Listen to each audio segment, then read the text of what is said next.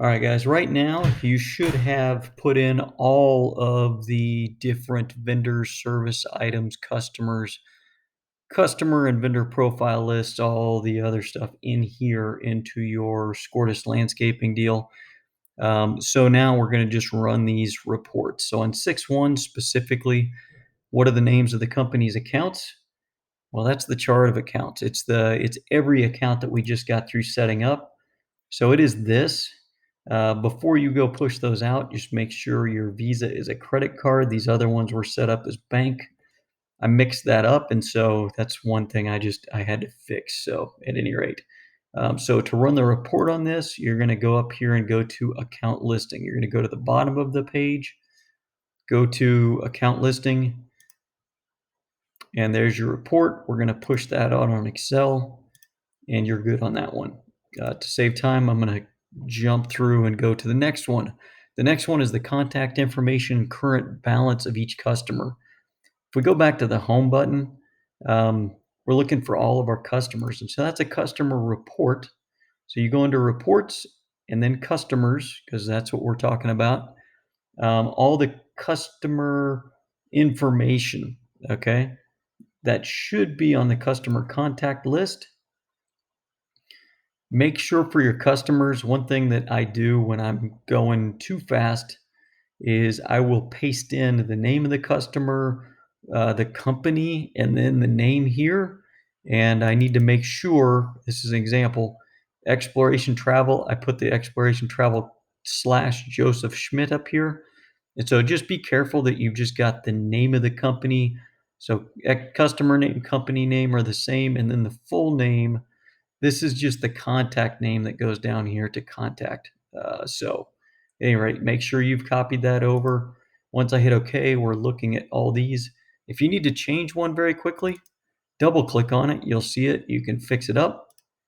Okay. So this is what yours should look like. It shouldn't have any of the dashes in there.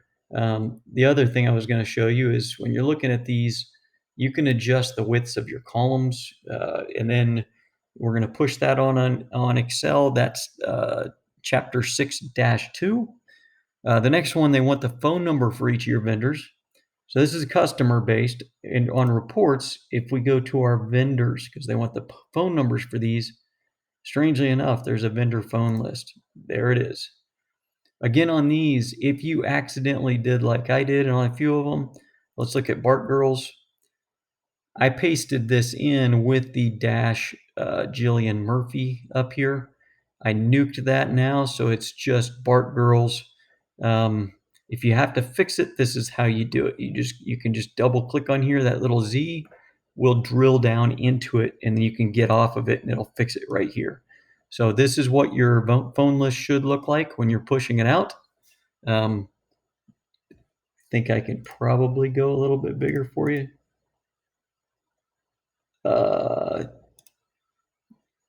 Not really. Okay, well, at any rate, that's what that should look like. The next one is what are the due dates? So that's the third one.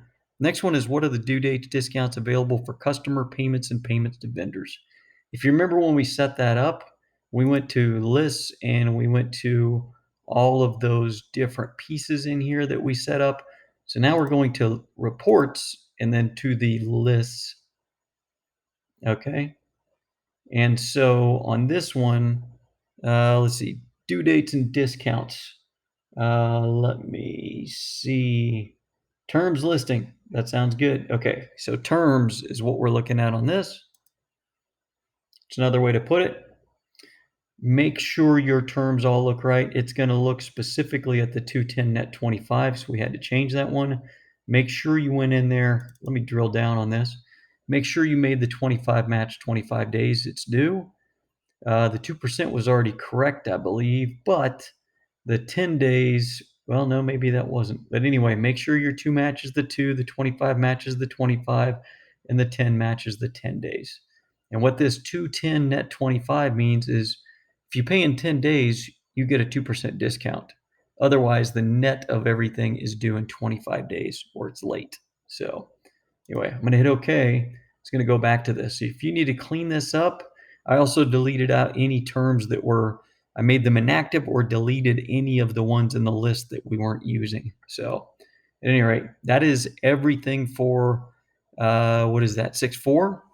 Now we're looking at 6.5, and it's what's the price of each item. Again, that's under the list and item price list, okay?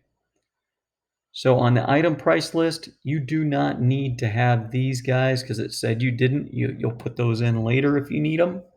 But I put them in anyway, and I also made sure I got my prices correct. The descriptions are just exactly what they gave you, and the rest is right here. Again, if you messed up, you can drill down, you can fix it, say okay, it'll go right back, okay? And then you're going to push this out to Excel, call it 6.5, and you are good. That is all for 6.1 through 6.5.